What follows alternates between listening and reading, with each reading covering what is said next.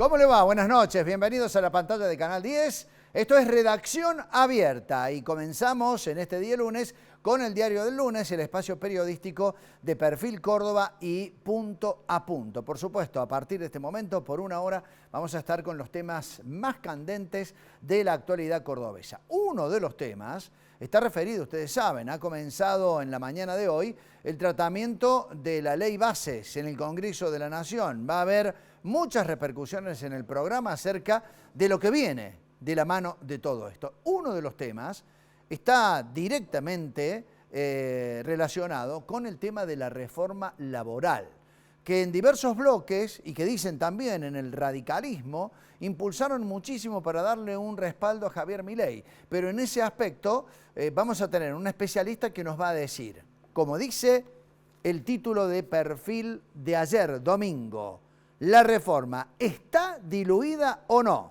Bueno, la práctica nos hace pensar, en base a lo que se quería aprobar y a lo que finalmente está a punto de salir en el Congreso de la Nación, es que efectivamente se han cogido muchísimos acuerdos a partir de la objeción que, sobre todo, la oposición y parte de la oposición dialoguista habían planteado por este tema. Fotografía central del perfil de ayer con una imagen impactante, luces de boliche para mostrar las líneas investigativas que el fiscal está llevando adelante para tratar de determinar cómo se manejaba esta asociación ilícita que tenía que ver con la aprobación trucha de habilitaciones a grandes superficies, a boliches, también a comercios, que ya tiene muchísimos detenidos en Córdoba y nada más ni nada menos que a algunos popes de la policía y de bomberos relacionados con esta causa realmente rutilante. Los otros temas: ¿cambia Yarlora de estrategia respecto a Milei? No, no la cambia, dice el diario Perfil Córdoba en su edición de domingo, y algunas cuestiones que tienen que ver con la elección en la ciudad de Río Cuarto. Bueno, algunos de los temas que abordamos en esta edición de Con el Diario del Lunes, que comienza con estos títulos.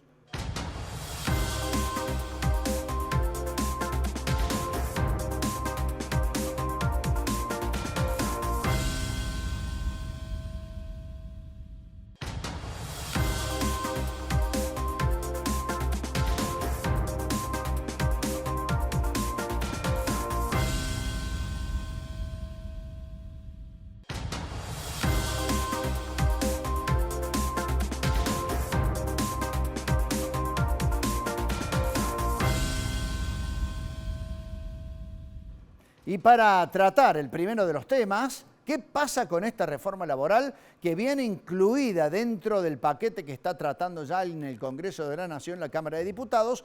Saludo a los columnistas esta noche de Perfil Córdoba, Diego Canigle, María Esther Romero. Bienvenidos, buenas noches. ¿Cómo va, Julio? ¿Qué tal, Julio? Buenas noches. Buenas noches. Bueno, José Busaniche, ausente con aviso esta noche. Ausente con aviso, sí. Ahí le mandamos un saludo, pero bueno. No sé. Pero nos dejó material para hablar. Sí, bastante. Yo creo que está siguiendo atentamente una sesión en el Congreso de la Nación que es prácticamente imperdible, sobre todo por el tema de la reforma laboral, Diego. Sí, bueno, van a ser 30 horas de debate. Empezó acalorado el debate con algunos cruces, con algunas chicanas, y promete seguir así, aunque seguramente en el segundo bloque, cuando lo analicemos desde el punto de vista político, vamos a tener alguna precisión al respecto, pero estaría todo acordado para que salga finalmente la ley.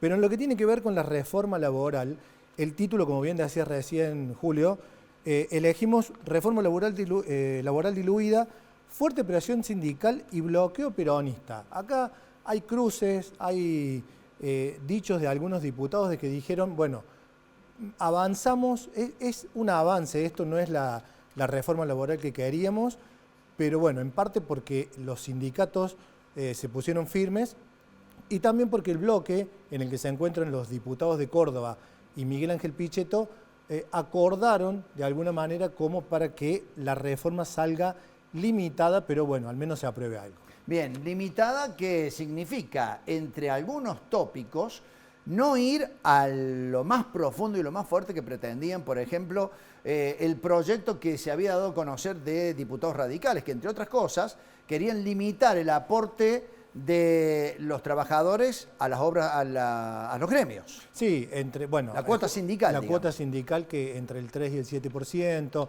Bueno, son cuestiones para hablar con nuestro invitado, pero que hace que esta reforma no sea la que se había planteado en un primer momento, como la ley de bases en general, ¿no? Bueno, le vamos a preguntar al doctor Ignacio Ferrer, referente de lo que es el derecho laboral en Córdoba y muy vinculado a algunas cuestiones gremiales y sobre todo entidades gremiales, si efectivamente viene diluida respecto a lo que era el origen o no. Doctor Ferrer, buenas noches, bienvenido al programa. ¿Cómo le va? Muy buenas noches. Bueno, ¿coincide en este título de Perfil Córdoba? ¿La reforma laboral viene diluida?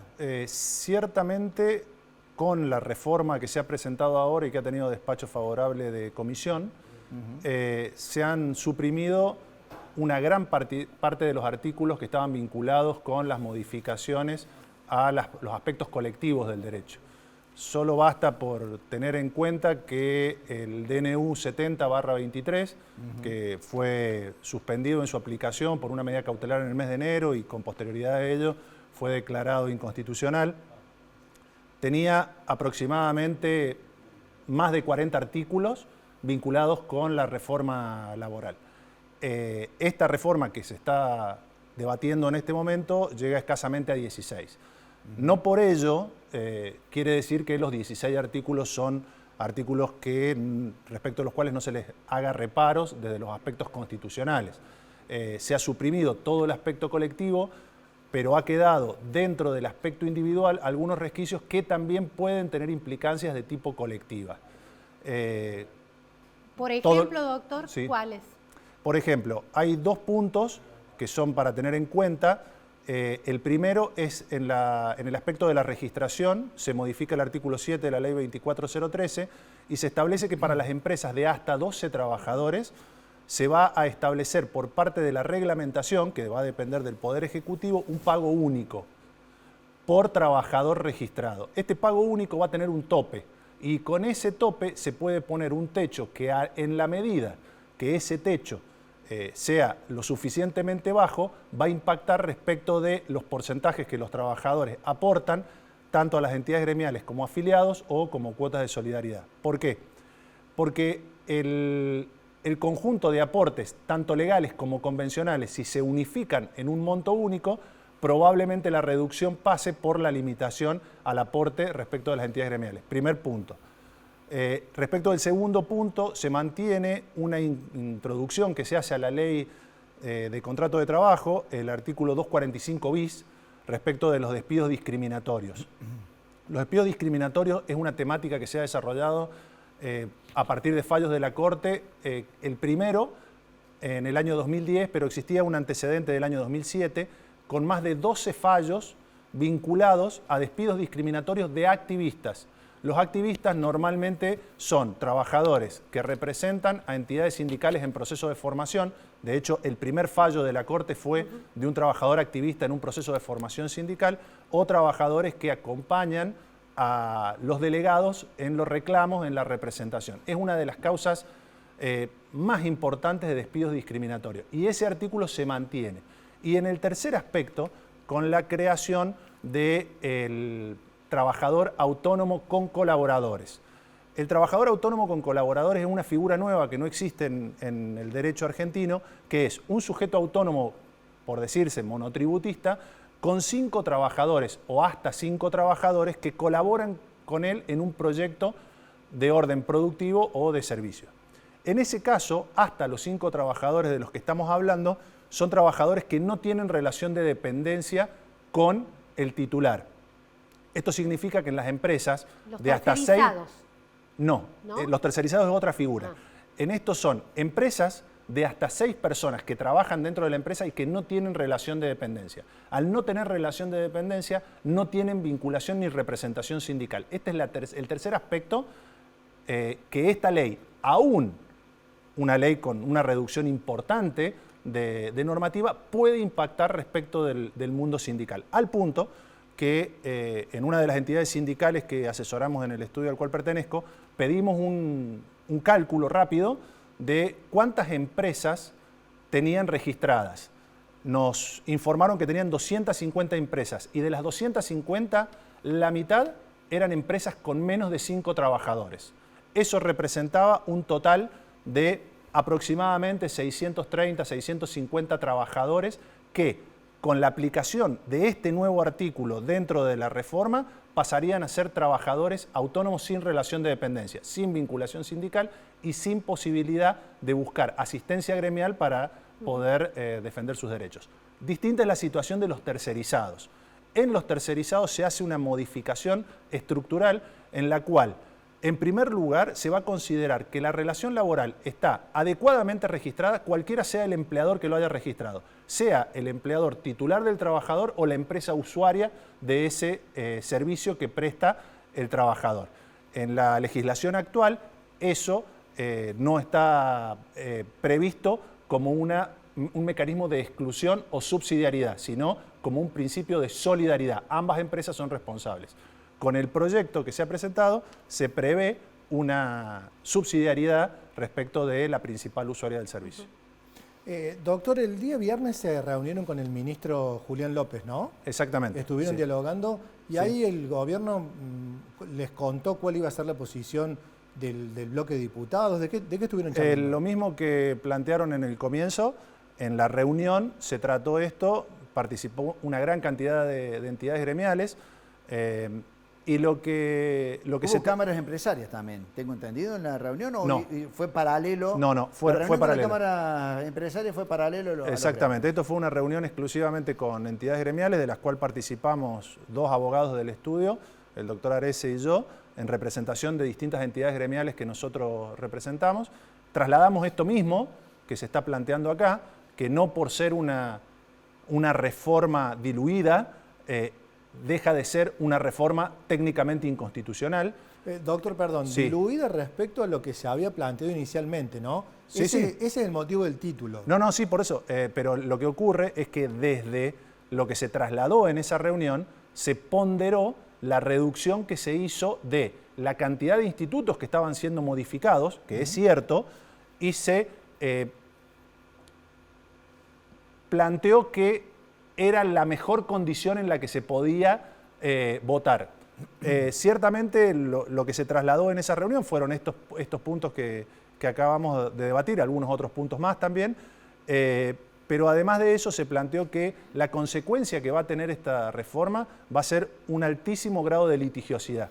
Y en el proceso de litigiosidad que se va a generar a raíz de los planteos de inconstitucionalidad, por ejemplo, del trabajador colaborador, el autónomo con colaboradores, o, por ejemplo, respecto de los despidos discriminatorios, que, entre paréntesis, los despidos discriminatorios con este artículo se proyectaron a partir del DNU 70/23 a 13 días de que había asumido el nuevo gobierno. El día hábil exactamente anterior a que asumiera el nuevo gobierno, la Corte Suprema de Justicia había dictado el fallo número 12 vinculado con despidos discriminatorios en sentido exactamente opuesto al que se está tratando en el artículo.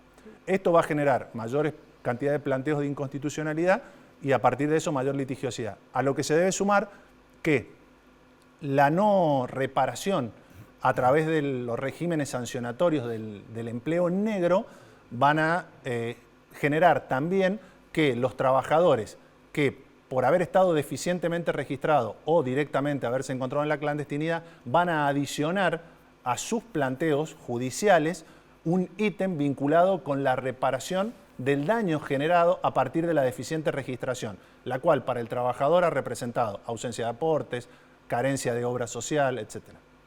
¿Usted cree, doctora, entonces que la mayor litigiosidad va a ser una de las principales causas de esta ley que se termina aprobando por parte de la oposición para darle una herramienta a Milei y para que no tenga más excusas para gobernar? Es lo que dicen desde la oposición, pero deja abierto este flanco claramente. No me cabe la menor de las dudas que la consecuencia que va a tener esto va a ser la mayor litigiosidad, con un agravante. Lamentablemente, en el fuero del trabajo en la provincia de Córdoba existe una mora muy importante para la resolución de las causas. Si a esa mora, le adicionamos los planteos vinculados con esta nueva legislación, esa mora es muy probable que se agrave. Y solamente quiero destacar una cuestión particular de la ley. La ley, en esto, en una opinión personal, considero que es aún peor que el decreto 70/23. Y voy a dar la explicación de por qué. En el decreto 70/23 se modificaba un artículo de la Ley de Contrato de Trabajo que establecía expresamente la repotenciación de la deuda o el reajuste de la deuda del trabajador en el proceso judicial. Esa repotenciación estaba prevista con SER más el 3% anual. Era la forma más ajustada a la realidad de adecuar los reclamos por las reparaciones de los trabajadores que tenían que litigar para poder cobrarlo, cobrar sus indemnizaciones. En la reforma ese artículo ha sido suprimido, con lo cual volvemos a los regímenes o al sistema de actualización conforme los criterios de los tribunales o en su defecto de las jurisdicciones. Bien, doctor Ignacio Ferrer, le agradecemos por participar del programa. Muchísimas gracias a ustedes. Puntos. Nos vamos a la pausa. En instantes, aquí en Con el Diario del Lunes, vamos a hablar de otro tema. Se está tratando la ley Bases en el Congreso de la Nación y un analista nos ayuda a desentrañar qué hay desde el punto de vista político respecto a esta discusión. La pausa y volvemos.